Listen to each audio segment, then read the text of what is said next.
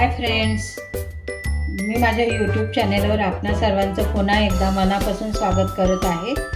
सध्या थंडीचे दिवस सुरू आहेत, तर बहुतेक घरी डिंकाचे, मेथीचे, ड्रायफ्रूटचे लाडू चालू होतात. त्यामुळे आपण आज बघणार आहोत ड्रायफ्रूटचे प्लस शेंगदाणा लाडू. हे खास उपवासासाठी आहेत आणि अगदी सोप्या पद्धतीने बनवलेले आहेत. तर त्यासाठी मी घेतलेलं आहे शेंगदाणे. हे भाजलेले शेंगदाणे आहेत आणि साधारण 2 वाटी आहेत.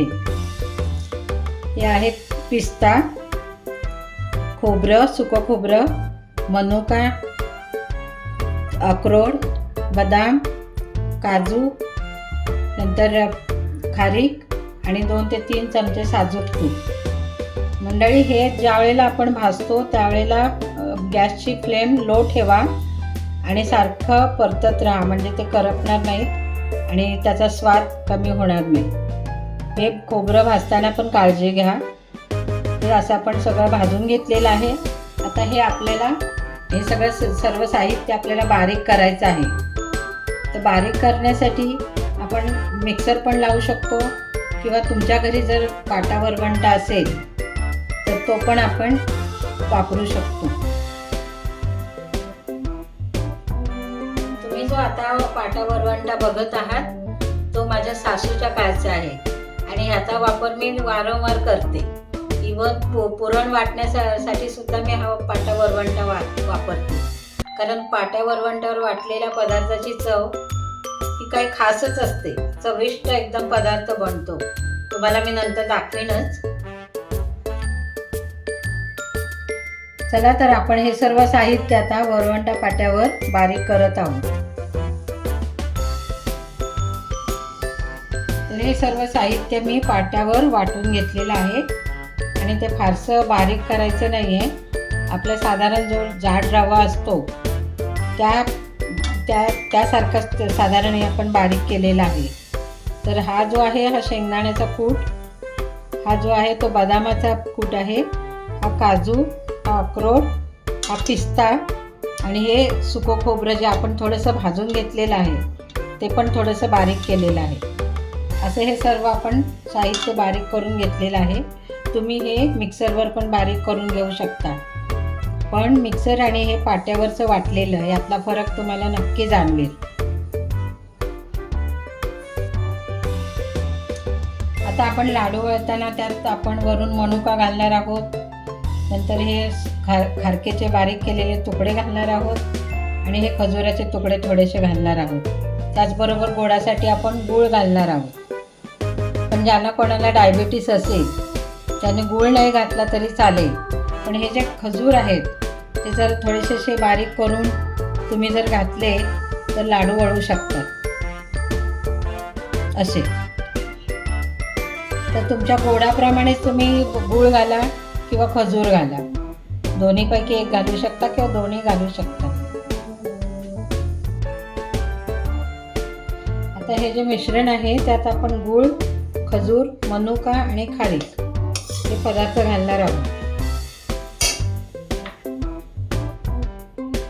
त्या मनुका घातल्या, हे खारीकचे थोडेसे तुकडे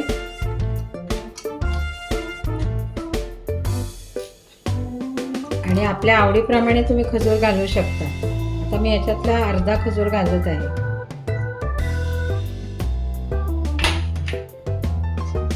आता हे सर्व मिश्रण आपण व्यवस्थित एकजीव करून घेऊया.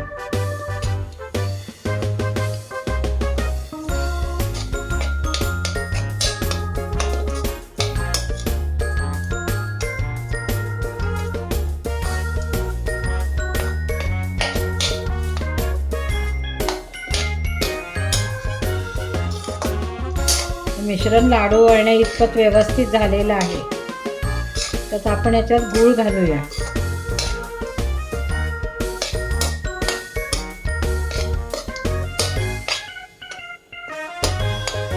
हे मिश्रण जवळपास 2.5 ते 3 वाटी इतकं आहे. त्याला मी साधारण 1.5 वाटी गूळ घालत आहे. थोडा काढून ठेवते. आता आपण हे मिक्सचर जे आहे ते हाताने व्यवस्थित एकजीव करून घेऊ आणि नंतर त्याचे लाडू वळायला सुरुवात करू.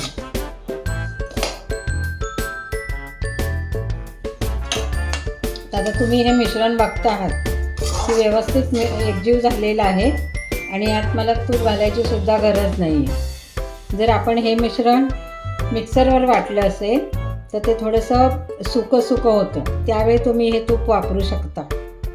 तसेच माझे थोडेसे खजूर जे आहेत ते कमी पडलेले आहेत, त्यामुळे मी हे सगळे खजूर घालत आहे. म्हणजे जे माझे काय मिश्रण झालेले होते त्याच्यात जवळजवळ 1.5 वाटी गूळ पडलेला आहे.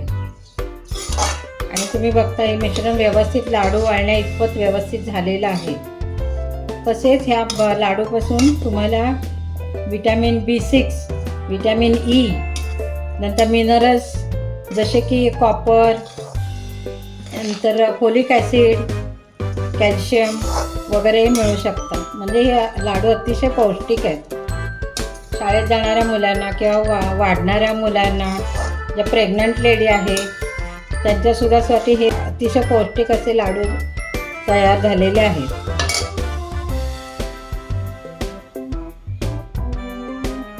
चला तर आता आपण लाडू वळायला घेऊयात.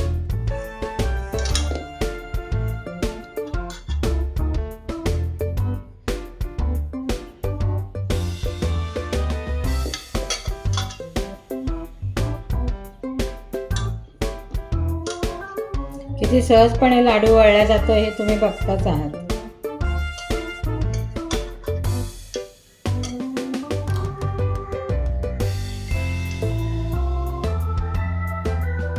अशा तऱ्हेने आपले हे सर्व लाडू वळून तयार झालेले आहेत. आता आपण बघूया कसं लाडू झालेलं आहे. तर तुम्ही बघू शकता हा किती खुसखुशीत, खमंग आणि पौष्टिक झालेला आहे. आजच्या धावपळीच्या जीवनात लोकांना नाश्ता करायलाही वेळ नसतो. अशा वेळी हा एक लाडू आणि 1 ग्लास दूध जरी त्यांनी घेतलं तरी अतिशय उत्तम नाश्ता होऊ शकतो. आणि तुम्ही ही रेसिपी नक्की ट्राय करा. चॅनेलवर जर नवीन असाल तर नक्की सबस्क्राईब करा, लाईक करा आणि आपल्या मित्रमैत्रिणींबरोबर शेअर करा. तोपर्यंत खुश रहा आणि आपली तब्येत सांभाळा. Thanks for watching.